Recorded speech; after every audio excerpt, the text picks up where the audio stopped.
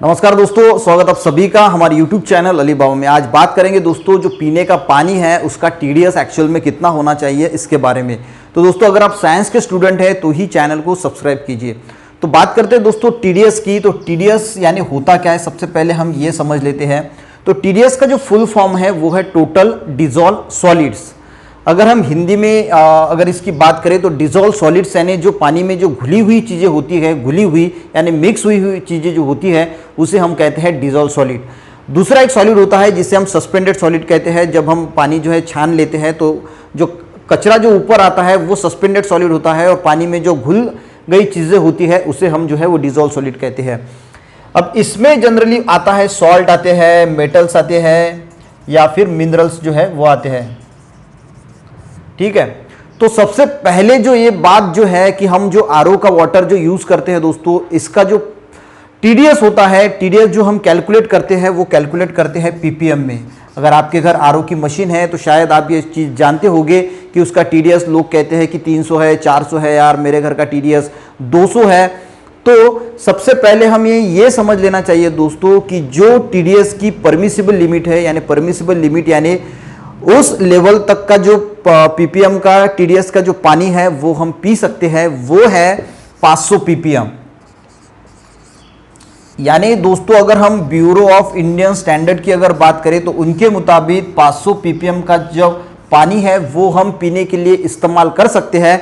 और जब ये 500 पीपीएम के ऊपर अगर जाता है इसका टीडीएस, तभी जो है वो हम उसे यूज नहीं कर सकते। इसका मीनिंग ये नहीं है कि उसका टीडीएस अगर 500 के ऊपर है तो हम बिल्कुल यूज नहीं कर सकते। 600 700 तक भी अगर आपका पीपीएम टीडीएस है पीपीएम में तो हम उसे जरूर यूज कर सकते हैं। ये जो पीपीएम है दोस्तों, ये पीपीएम का मीनिंग होता है एमजी पर लीटर। हम पीपीएम को ही एमजी पर लीटर कहते हैं। ये ब्यूरो ऑफ इंडियन स्टैंडर्ड, हमारे इंडिया की जो स्टैंडर्ड लिमिट है ये है 500। वैसे अगर हम WHO की बात करें, वर्ल्ड हेल्थ ऑर्गेनाइजेशन की, तो उनके मुताबिक 300 पीपीएम का जो टीडीएस होता है, जो पानी होता है उसका जो टीडीएस है वो 300 पीपीएम तक अगर है तो हम उसे पी सकते हैं। इसके ज़्यादा अगर पीपीएम है तो हम पी नहीं सकते, ऐसा जो है वो मानना है WHO का। तो दोस्तों इससे डिसीज क्या होते हैं वो भी हम बात करते हैं, और पीपीएम एक्चुअल में थोड़ा और डिटेल में कंसेप्ट समझते हैं। जो आरओ का पानी होता है, आरओ का पानी जो होता है उसका टीडीएस जो है वो 100 से कम होता है। तो कि कोई जो आरओ का पानी होता है उसका 30 टीडीएस होता है, 40 50 ये वैरी होता है। वो कौन सा पानी है इसके मुताबिक वो वैरी होता है। तो दोस्तों अगर कम टीडीएस का पानी अगर पीते हैं तो वो बहुत ज़्यादा हमारे लिए डेंजर हो सकता है। तो ये अगर टीडीएस उसका 500 तक है ना तो कोई भी दिक्कत नहीं है पानी पीने के लिए, या आपको कोई भी जो है वो हेल्थ इशू आपको क्रिएट नहीं होगा। बल्कि दोस्तों एक्चुअल में क्या होता है, ये जो सॉल्ट उसमें मिले हैं, मेटल्स मिले हुए हैं, मिनरल्स मिले हुए हैं, ये हमारे बॉडी के लिए इसेंशियल होते हैं, ज़रूरी होते हैं हमारे बॉडी के लिए। इसमें होता ही क्या है, कैल्शियम मैग्नीशियम जैसे तत्व होते हैं, और बहुत सारे बाकी के सॉल्ट्स मिनरल भी उसमें प्रेजेंट होते हैं जो हमारे बॉडी के लिए, हम जिसे माइक्रोन्यूट्रिएंट या फिर माइक्रोन्यूट्रिएंट जो कहते हैं वही उसमें होते हैं। तो उतना जो है वो परमिसिबल लिमिट है वो हमारे बॉडी के लिए इसेंशियल होते हैं।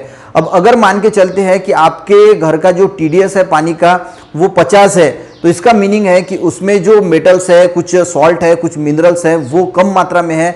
अगर हम ऐसा पानी पिएंगे दोस्तों तो हमारे बॉडी को जो मिनरल्स जो की नीड है वो हमारे बॉडी को पानी से जो मिलना चाहिए वो नहीं मिलेगा, और हमारे लिए जो है वो कुछ हेल्थ इश्यू जो है वो क्रिएट हो सकते हैं। और ऐसा कहा भी जाता है, ऐसा प्रूफ भी है कि अगर हम कम टीडीएस का पानी अगर पीते हैं तो कार्डियोवास्कुलर जो हार्ट के संबंधी जो डिसीज है वो हो सकते हैं, हमारे हेयर जो है वो भी लॉस हो सकते हैं। तो ऐसी बहुत बड़ी लिस्ट है इसमें कि जो अगर हम कम पीपीएम का पानी अगर पीते हैं तो बहुत ज़्यादा जो है साइड इफेक्ट हो सकते हैं। मैंने कहा कि कम पीपीएम का अगर पानी हम पीते हैं तो 500 पीपीएम तक अगर आपका पानी है, उसका टीडीएस अगर 500 पीपीएम तक है पानी का, तो बिंदास आप उसे जो है वो पी सकते हैं। कोई भी हेल्थ हजार्ड, कोई भी इशू जो है वो आपको नहीं मिलेगा।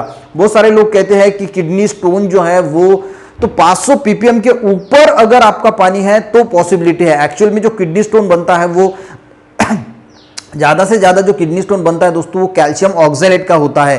तो ये नहीं है कि आपको अगर आपका पानी अगर बहुत ज़्यादा पीपीएम है तो ही आपको होगा। वो बहुत कंडीशन जो है वो उसमें आती है, वो कंडीशंस पे वैरी होता है। तो कैल्शियम ऑक्सैलेट से बनता है किडनी स्टोन। इसका मतलब बिल्कुल भी नहीं है कि अगर पानी का तो 500 ppm तक अगर पानी है दोस्तों तो बिल्कुल सेफ है, कोई भी प्रॉब्लम जो है वो आपको नहीं आएगी। बल्कि 500 ppm तक का जो पानी है वो हमारे लिए बहुत ज़रूरी है और हम इसे बिंदास पी सकते हैं। अगर 500 ppm के ऊपर अगर TDS पानी का जाता है तो हेल्थ हज़ार्ड जो है वो शुरू हो सकते हैं, और अगर ये 100 ppm के नीचे अगर आता है तो कुछ हेल्थ हज़ार्ड जो है वो आ सकते हैं। तो दोस्तों हमेशा जो है वो प्लास्टिक के बॉटल में जब हम पानी रखते हैं तो उसके बहुत ज़्यादा हेल्थ हज़ार्ड इशू होते हैं, क्योंकि जैसे ही जो है वो जो पानी होता है वो प्लास्टिक को अपने आप में थोड़े % में मिला सकता है, घुल सकता है उसमें, और उससे जो है वो कैंसर जैसी भी बीमारियां हो सकती है दोस्तों। तो इसीलिए हरदम जो है वो पानी जो है वो जो मिट्टी का घड़ा होता है उसमें ही रखना जो है वो सेफ होता है। अगर ज़्यादा TDS है वो तो वहाँ पे सेटल हो सकता है। तो आलम का भी हम यूज़ कर सकते हैं, अगर आलम आप यूज़ करेंगे तो जो ज़्यादा TDS का पानी है वो भी सेटल हो सकता है। तो ये कुछ बातें थी दोस्तों कि पानी का TDS कितना होना चाहिए। तो हमें ध्यान में इतना ही रखना है कि जो इंडिया की जो लिमिट है वो 500 ppm है TDS की, और WHO की 300 जो है ppm है। तो आप 500 ppm का पानी जो है वो बिंदास पी सकते हैं, इससे आपको कोई भी हेल्थ इशू जो है वो नहीं आएगा। वीडियो दोस्तों अगर अच्छा लगे तो ज़रूर वीडियो को लाइक करें, अपने दोस्तों को भी शेयर करें, और अगर आप साइंस के स्टूडेंट हैं तो चैनल को ज़रूर सब्सक्राइब करें। वीडियो देखने के लिए दोस्तों थैंक यू वेरी मच।